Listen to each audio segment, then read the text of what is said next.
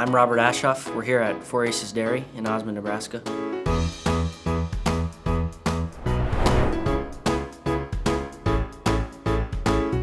So here we milk about 180 cows, all robotically, whether that's milking, feeding, or manure. We take care of all that with robots. Doesn't mean we don't have people, but it does allow us some free time. We can schedule it a little bit differently than a conventional dairy.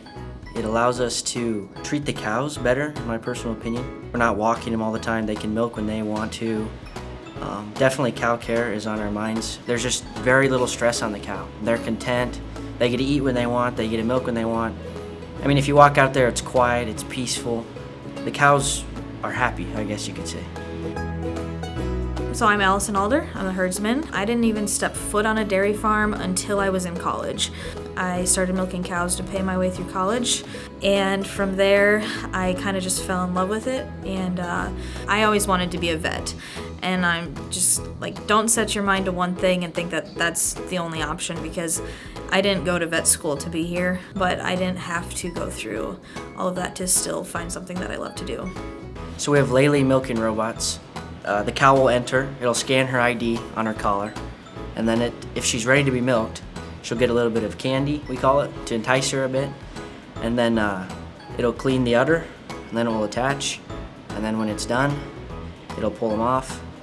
It'll spray it with iodine to prevent any mastitis, and then she's out. Our vector, our feed system, it has a big claw which will pick up the feed and put it in the mixer. Every hour, it's measuring the feed bunks, and we can tell it by inches how much to feed. So if it's at 3 inches and we have it set at 4, it knows it needs to mix a load, and it'll come out and feed. And then when it's feeding, it also pushes up the feed closer to the cows. In our lactating pen, we have slatted floors, so our manure robots, they're actually named JJ and Jimmy. They run around 24 hours a day as well. They're spraying water onto the floor, which then loosens the manure a little bit to push them into those slatted floors.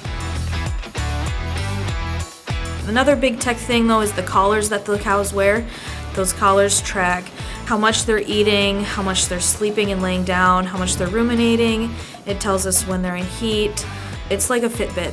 It's just a big Fitbit for a cow. So we get a lot of information from those.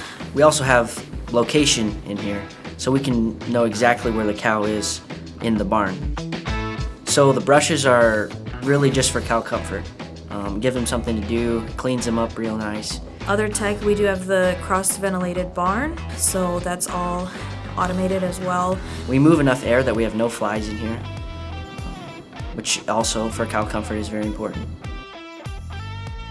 So the advantage of having all this technology for dairy is less labor, less hours, less people in the barn. The cows are a little bit more, it's natural for them. They kind of can set their own schedules, which they like to do as well.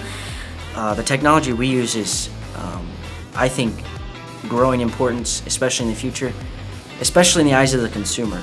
Because what does the consumer want? It wants the cow to be happy all the time, to be in a very nice barn, to be comfortable. And I think we do the best job of that with this technology. Because if a consumer comes here and they see, oh, well, the cow's not being forced to milk, the cow's not being forced to eat, forced to lay down, she's kind of doing whatever she wants all the time, that's a product I can sell to a consumer and they want to buy it. But also it helps with labor. We only really need one person in here at all times. It's simpler, it simplifies things. Sure, you have problems with technology, but very few.